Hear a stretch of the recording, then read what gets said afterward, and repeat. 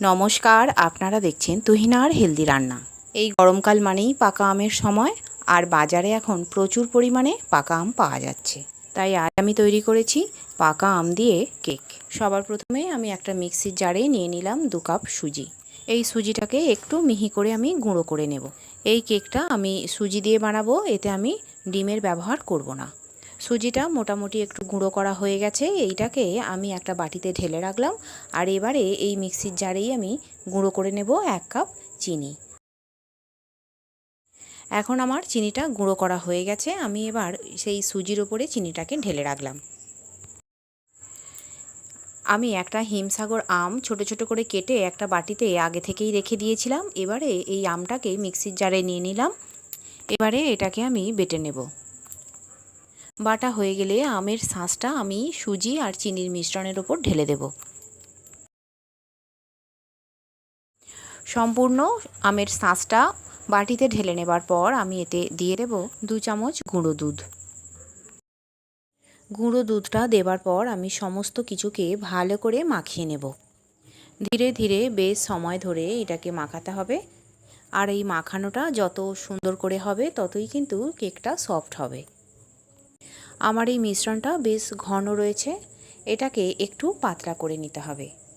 আমি মিক্সির জারটা ধুয়ে একটুখানি জল দিয়ে দিলাম, কারণ ওই মিক্সির জারে বেশ কিছুটা আমের শাঁস লেগেছিল। এবার আমি আর জল দেবো না, এবার দেব একটু একটু করে দুধ। আর এই দুধটা দিয়েই ধীরে ধীরে এটাকে মাখিয়ে নিতে হবে। তবে দুধ খুব বেশি এতে লাগবে না, আমার হাফ কাপের মতো এখানে দুধ লেগেছে। আমি দুধটা আগে থেকেই জাল দিয়ে রেখে দিয়েছিলাম, আর এই দুধটা একদম আমি ঠান্ডা করে নিয়েছি। দিয়ে দিলাম একদম অল্প একটুখানি তেল। এবারে এই তেলটাকে আমি সব কিছুর সঙ্গে ভালো করে মাখিয়ে নেব। আমি মোটামুটি 1 কাপের 4 ভাগের 1 ভাগ পরিমাণ তেল দিয়েছি। এখন আমার ব্যাটারটা প্রায় তৈরি হয়ে গেছে। মোটামুটি আমি এই রকম পাতলা ব্যাটারটা রেখেছি। এবারে এই মিশ্রণটা আমি মোটামুটি মিনিট 15 চাপা দিয়ে রেখে দেব। আর ততক্ষণে আমি যে বাটিতে কেক তৈরি করব সেটাতে ভালো করে একটু তেল ব্রাশ করে নেব। বাটিটাতে ভালো করে তেল মাখিয়ে নিয়ে আমি এর নিচেটাতে একটা বাটার পেপার লাগিয়ে নেব। এই বাটার পেপারটাকে ভালো করে চেপে চেপে নিচেটাতে লাগিয়ে নিতে হবে। কেক তৈরির জন্য আমি বাটিটাকে একদম রেডি করে এটাকে সরিয়ে রাখলাম। আর এই ব্যাটারটার চাপাটা খুলে নিলাম। এবারে এতে দিয়ে দেব 1 চামচের 3 ভাগের 1 ভাগ বেকিং সোডা আর 1 চামচ বেকিং পাউডার। আমি যখন বেকিং সোডাটা দিয়েছিলাম তখন ক্যামেরাটা আমার কিছুক্ষণের জন্য অফ হয়ে গিয়েছিল, তাই আমি সেটা দেখাতে পারিনি। এবারে এই মিশ্রণটাকে আমি ভালো করে ফেটিয়ে নেব। এখন আমার ব্যাটারটা একদম রেডি। এবারে আমি এইটা বাটির মধ্যে ঢেলে দিলাম। ধীরে ধীরে সমস্ত ব্যাটারটা আমি বাটির মধ্যে দিয়ে দিলাম। এবারে এই বাটিটা আমি কয়েকবার ঠুকে নিলাম, যাতে এই ব্যাটারটা বাটিতে ভালো মতো সেট হয়ে যায়।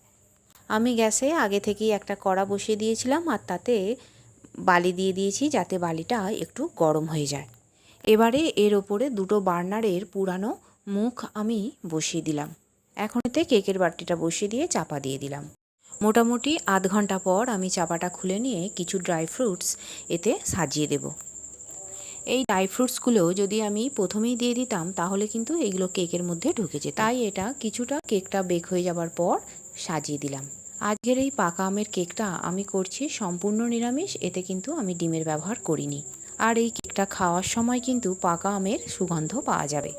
আর এই কেকটা এতটাই টেস্টি হয় যে বাড়ির লোক একবার খেলে আবারও খেতে চায়। আর বন্ধুরা, আমার রান্না যদি ভালো লেগে থাকে আর যদি নতুন নতুন ঘরোয়া অথচ সুস্বাদু রান্নার রেসিপি পেতে চান, তাহলে আমার চ্যানেলটিকে সাবস্ক্রাইব করুন আর পাশে থাকা ঘন্টাটি বাজিয়ে দিন।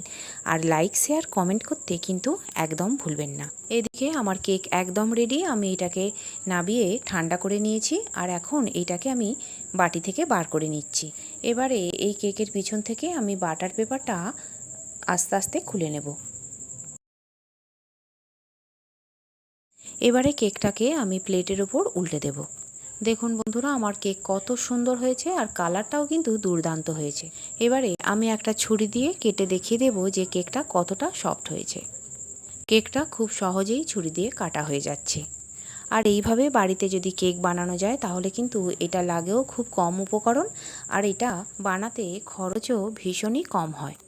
দেখুন বন্ধুরা, আমার কেক কিন্তু বেশ নরম হয়েছে আর এর কালারটাও ভীষণ সুন্দর এসেছে। এই কেকটা বানাতে আমার সময় লেগেছে প্রায় 45 মিনিট। তৈরি হয়ে গেল আমার দুর্দান্ত স্বাদের পাকা আমের নিরামিষ কেক। আর আমার রান্নাটি দেখার জন্য সকল বন্ধুদের জানাই ধন্যবাদ। ভালো থাকবেন।